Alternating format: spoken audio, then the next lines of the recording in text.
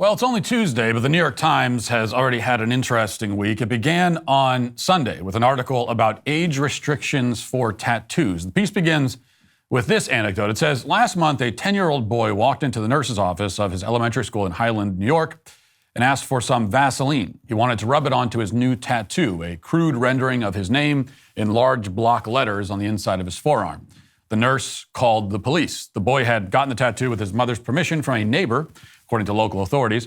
While some states have no minimum age for receiving a tattoo if a parent allows it, New York State forbids anyone younger than 18 from getting tattooed with or without parental consent. Last month, both the tattoo artist, Austin Smith, 20, who was unlicensed, and the boy's mother, Crystal Thomas, 33, were arrested as pictures of the boy's arm stirred outrage across local and international news sites and social media. Well, we're then told that tattoos are becoming more and more common and socially acceptable, which is not exactly news to most of us. The worst thing about tattoos now is that they're cliched since everyone has them. And I say that as somebody who has two. As we're told, however, most states forbid children, those under the age of 18, from getting these permanent markings on their bodies. Yet 12 states or so, around a dozen states, do allow tattoos on children with no minimum age requirement at all, as long as they have parental consent. Back to the article, it says, it is a situation that Dr. Cora Bruner, a pediatrician and professor at the University of Washington Medical Center Seattle Children's Hospital, and author of Guidance on Tattoos for Pediatricians, issued by the American Academy of Pediatric Medicine, finds troubling. Quote, it is a permanent mark or a symbol you're putting on your body. I don't think kids under 18 have that kind of agency to make a decision, Dr. Bruner said. We need to look at these laws again. Now, personally, I couldn't agree more. Children do not have agency to make permanent life-altering decisions. It's good to hear that the American Academy of Pediatrics has reached this common sense conclusion. Like most people, the American Academy of Pediatrics can clearly see when it comes to tattoos that children are impulsive, suggestible, unable to think through the consequences. In fact, the Times article ends by telling us that everyone involved in the tattooing of the 10-year-old now regrets it. It says, Miss Thomas, the parent in Highland, New York, near Poughkeepsie, described her case as a misunderstanding. She said she favored age limits and that she had mistakenly believed her son was asking for permission to get a temporary tattoo. No little child should get tattooed, she'd said. She has been charged with endangering the welfare of a child. A few days after he was arraigned in Lloyd Justice Court on charges of dealing unlawfully with a child, a misdemeanor that can entail up to a year in prison, Mr. Smith, the tattoo artist, said that he is racked with deep regret over tattooing the 10-year-old. Quote, it's the worst mistake I've made in my life, he said. At the time, I thought that if you got your parents' permission, you could get a tattoo. As for Miss Thomas's son, today he feels differently about Mr. Smith's agreeing to give him a tattoo. Quote, he should have said no, the boy said. Now, you may be skeptical about the mother's excuse here. It's hard to see how a misunderstanding could result in a 10-year-old getting tattooed. But the point is that most people, including the American Academy of Pediatrics, recognize that there is no good reason to make these types of body modifications to a child. Yet, it's hard not to notice that their views on a child's ability to consent and the propriety of making permanent physical alterations to a minor who lacks agency seem to be rather inconsistent. After all, the AAP also fully endorses medical and surgical gender transitions for children. The very group that, when it comes to tattoos, they readily admit lack the capacity to consent. This is not cognitive dissonance on the part of the medical establishment. For them, it's fully intentional. They know exactly what they're doing. They want you to have the cognitive dissonance. They're trying to create, or at least exacerbate, a mental disconnect in your head, whereby you adopt an entirely different set of values and priorities and fundamental beliefs depending on the topic. When it comes to tattoos, you're meant to see children as children incapable of making these kinds of long-term choices. When it comes to gender transition, suddenly even a 5-year-old possesses agency, the capacity for long-term thinking, a deep and mature internal sense of what is best for their own well-being. This is how the gender ideology game has always worked. Its proponents want you to see gender as its own world, its own universe, where entirely different scientific and moral laws obtain. The whole thing comes crashing down once you simply apply the same scrutiny to gender ideology that you apply to everything else. And that's why it's interesting that the New York Times printed another story on the same day, which for the 5 people who still read the print edition, appeared on the same page. And this one is titled, "They Paused Puberty, but Is There a Cost? Puberty blockers can ease transgender youth's anguish and buy time to weigh options. But concerns are growing about long-term physical effects and other consequences." Now, the article is somewhat tentative in its criticisms of puberty blockers, but it does say this, quote, "As the number of adolescents who identify as transgender grows, drugs known as puberty blockers have become the first line of intervention for the youngest ones seeking medical treatment.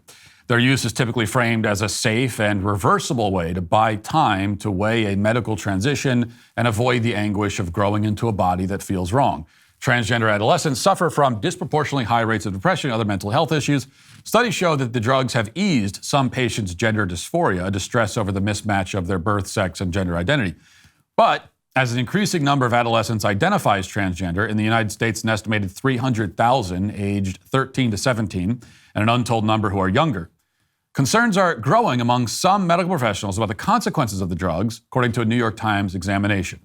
The questions are fueling government reviews in Europe, prompting a push for more research and leading some prominent specialists to reconsider at what age to prescribe them and for how long. A small number of doctors won't recommend them at all. There is emerging evidence of potential harm from using puberty blockers, according to reviews of scientific papers and interviews with more than 50 doctors and academic experts around the world. We're then given a brief and incomplete list of some of the complications from these drugs, but these are important complications to list anyway. It says the drugs suppress estrogen and testosterone hormones that help develop the reproductive system, but also affect the bones, the brain, and other parts of the body. During puberty, bone mass typically surges, determining a lifetime of bone health. When adolescents are using blockers, bone density growth flatlines on average, according to an analysis commissioned by the Times of observational studies examining the effects.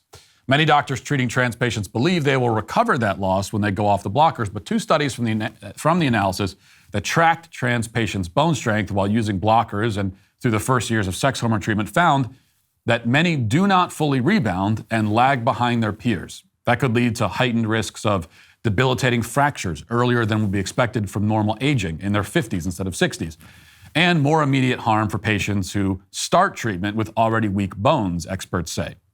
Quote, "There's going to be a price," said Dr. Sundeep Khosla, who leads a bone research lab at the Mayo Clinic, "and the price is probably going to be some deficit in skeletal mass." Now, the article does provide equal space, or better, in fact, better than equal space, to the other side, quote unquote. And this mostly consists of lengthy anecdotes and quotes from various medical professionals making wild assumptions about the totally unsubstantiated alleged benefits of the drugs. That doesn't matter. The point is that the New York Times is acknowledging the criticisms of these practices and even providing an accurate, though incomplete, accounting of them. They are, in other words, legitimizing the debate, acknowledging that there is a valid reason to doubt the mainstream consensus. Now, to be clear about this, I'm not giving them credit, okay? I'm not applauding the New York Times. I'm not going to applaud them or nominate them for a Pulitzer. They're a decade late to the party. And they had to be dragged kicking and screaming to this point. We dragged them here because we are shifting the Overton window. We are forcing the most mainstream media institutions to take these arguments seriously, to give them an airing for once. I mean, none of us who've been in the trenches on this issue will ever get credit from the New York Times, of course. They're not going to quote us. They're not going to say, as so-and-so has always said. They're not going to do that, but that doesn't matter. We've done this. And you can forget about the election for a moment, okay? We are still winning. Republican politicians in many states may not be. But on this issue and other cultural issues, we are seeing progress. This is progress. And it's significant because the left, and this is on all issues, but especially this one of gender ideology, the left relies on manufactured consensus, okay? They can't defend their position. They can't do that. So instead, they pretend that no other position but theirs even exists. They present this united front, which is totally a facade, and they don't allow any opinion but their own to be heard. Oxygen deprivation is their greatest weapon. They try to suffocate the other side. They declare everyone agrees, even though everyone doesn't agree. But the people who don't agree don't get a hearing. They don't get a platform. And they keep declaring it, that everyone agrees, until eventually, in so many cases, history shows, everyone really does agree. You know, they can kind of manifest it. If they say there's a consensus and they say it long enough and loud enough, then eventually a consensus sort of forms. They've manufactured one. Now, if they allow the other side to be heard, then the public will know that there is another side, and even that the other side is reasonable and making evidence-based logical arguments. The manufactured consensus crumbles, and their agenda goes down with it. I predict that we will see, and we are now beginning to see, this very thing happening with gender ideology. We have punctured the manufactured consensus bubble. And now we're going to see it all come apart. And that'll do it for this portion of the show as we move over to the members block. Hope to see you there. If not, talk to you tomorrow. Godspeed.